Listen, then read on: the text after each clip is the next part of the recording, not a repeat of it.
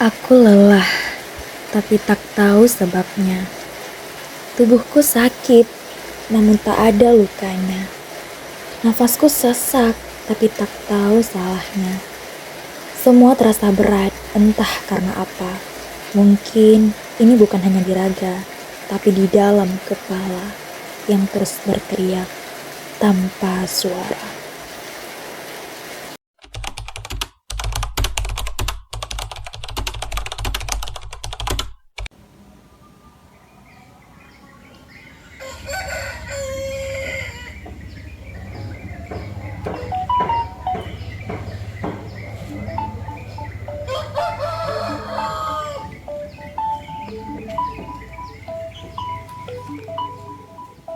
Mak, Halo kak, nya kakak budak kak kan? Bila kak buka lau, pupoh kayo. Kak budak dah haju, nyan kak depu. Sini na, anda kak Mursyida dah, kak luluh di, kumlot lagi. Kak budak luluh ke? Bek gaduh tak, bek gaduh lale, belajar kak. Nak kak budak haju bah? Ada kak ha, budak haju.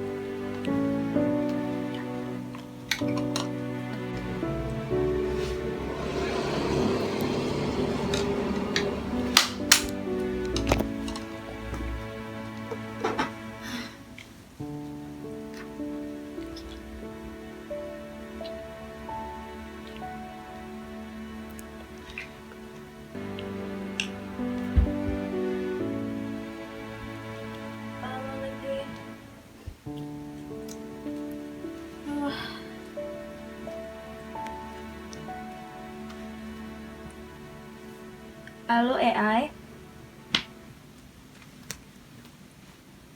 Halo, aku mau nanya.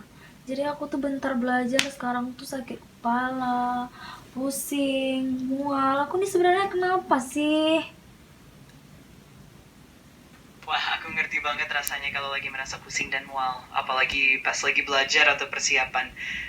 Bisa jadi itu karena stres, kecapean, atau mungkin ada faktor lain juga. Kita bisa coba cari tahu penyebabnya lebih dalam kalau kamu mau. Apa aku kena penyakit yang serius ya? Tenang aja, nggak usah khawatir. Banyak hal yang bisa menyebabkan gejala seperti itu dan belum tentu berarti ada yang serius. Tapi kalau kamu merasa khawatir, nggak ada salahnya untuk konsultasi sama profesional kesehatan. Kita juga bisa coba cari cara buat mengurangi stres dan bikin kamu lebih nyaman.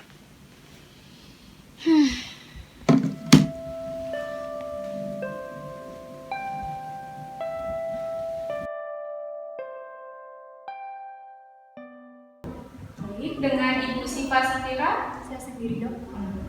Baik, dari hasil pemeriksaan klinis Anda, tekanan darah, jantung, dan lain-lain itu semuanya normal, nggak ada yang bermasalah ataupun ada penyakit tertentu. Apa? Normal dok? Gak mungkin.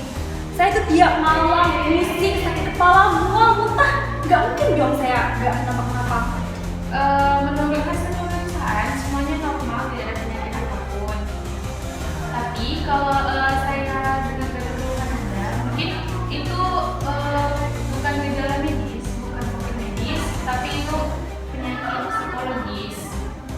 Gak mungkin sih dok, tapi kayaknya ini mistis deh dok. Saya pernah ngerasa gitu juga. Mungkin saya dikenain orang bisa jadi ya. Saya tahu Anda benar-benar merasakan sakit, benar-benar Anda tidak pura-pura, tapi seperti hasil medis Anda baik-baik saja. Mungkin Anda psikologis seperti stres atau cemas. Jadi dokter harus bilang dulu sekarang saya harus gimana? Anda bisa ke psikolog atau psikiater. Kalau dilihat dari data sini, Anda masih mahasiswa. Setahu saya di kampus-kampus itu ada psikolog atau konseling. psikolog kampus bisa minta sesi konseling atau sesi psikolog biar ada tahu. Baik dong, saya merasa memang saya harus butuh itu sih. Makasih banyak dok.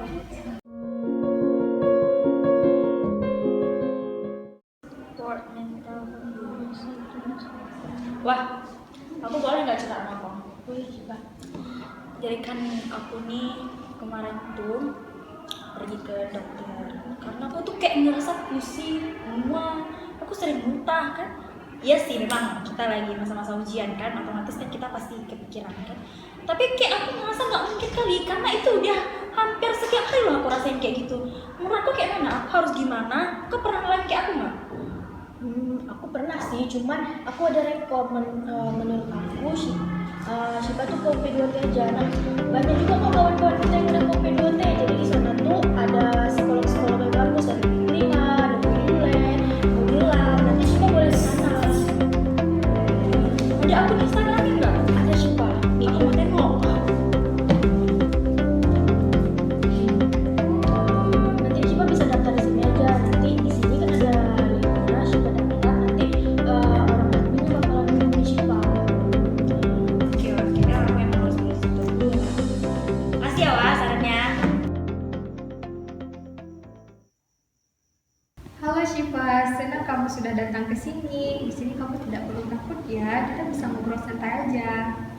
Iya baik Bu, tapi sebenarnya saya masih agak canggung Ibu karena Shiva baru pertama sekali datang ke psikolog. Nggak apa-apa kok Shiva, itu wajar, banyak kok orang ngerasa seperti itu. Tapi langkah kamu untuk datang ke sini itu adalah pilihan yang tepat Shiva. Jadi Shiva, apa yang kamu alami dan apa yang kamu rasakan akhir-akhir ini?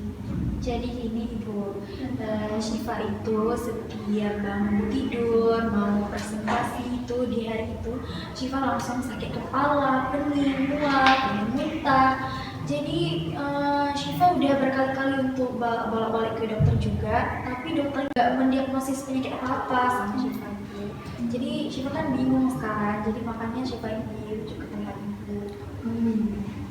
Jadi Shiva, dari yang kamu ceritakan, sepertinya kamu mengalami gangguan somatoform. Ini adalah kondisi di mana ketika stres, tekanan, dan berbagai kecemasan psikis yang kamu alami dimunculkan dari gejala-gejala fisik.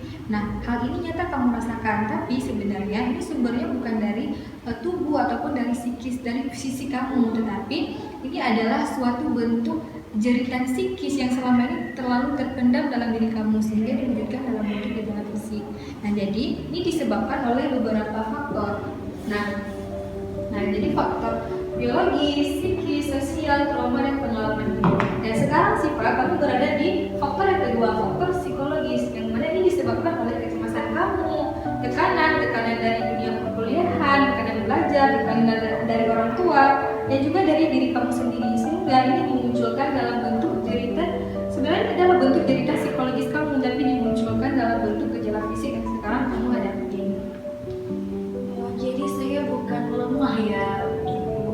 Tentu bukan Shiva, ini adalah suatu bentuk bahwa tubuh kamu peka terhadap diri kamu sendiri, ya peka terhadap apa yang kamu rasakan, dan sekarang yang kamu butuhkan adalah jeda, istirahat, dan tenang.